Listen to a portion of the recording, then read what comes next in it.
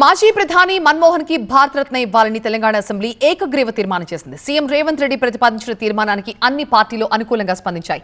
దేశాన్ని ప్రపంచంతో పోటీ పడేలాగా చేసిన గొప్ప ఆర్థికవేత్త మన్మోహన్ సింగ్ అంటూ కొనియాడారు సీఎం రేవంత్. ఆర్థిక రంగంలో దేశానికి ఆయన మార్గదర్శి, భవిష్యత్ తరాలకు ఆదర్శప్రాయమైన నాయకుడు డాక్టర్ మన్మోహన్ సింగ్ గారు ఆధునిక భారతదేశాన్ని ప్రపంచ స్థాయిలో మేటి దేశంగా నిలబెట్టేందుకు ఆయన చూపిన దార్శనికత, ఆయన చేసిన కృషిని అందరూ గుర్తించుకోవాలి, భావితరాలు స్మరించుకోవాలి. వేరికోస్ వెయిన్స్ కి సరైన చికిత్స కోసం సంప్రదించండి ఎవిస్ హాస్పిటల్.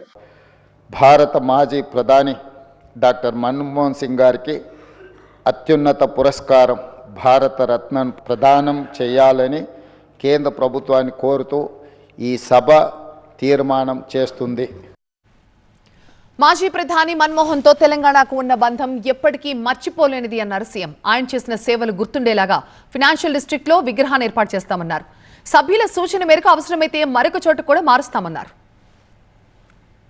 వారితో తెలంగాణకున్న ఈ బంధము మనం ఎప్పటికీ మర్చిపోలేనిది.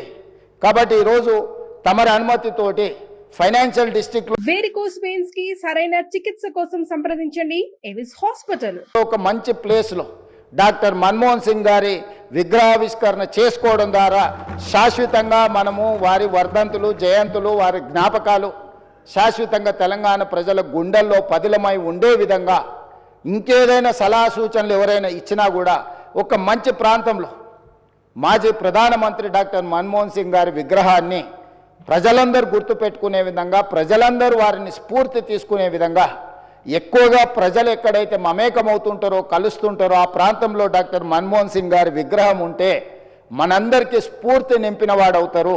కాబట్టి ఈ సభలో ఒక నిర్ణయం తీసుకొని ఏ ప్రాంతంలో ఎక్కడ పెడితే బాగుంటుందో మనం తర్వాత అయినా చర్చించుకుందాం. కాకపోతే తెలంగాణ గడ్డ మీద డాక్టర్ మన్మోహన్ సింగ్ గారి విగ్రహం పెట్టుకోవడం అనేది సముచితమైన నిర్ణయం అని నేను భావిస్తున్నా.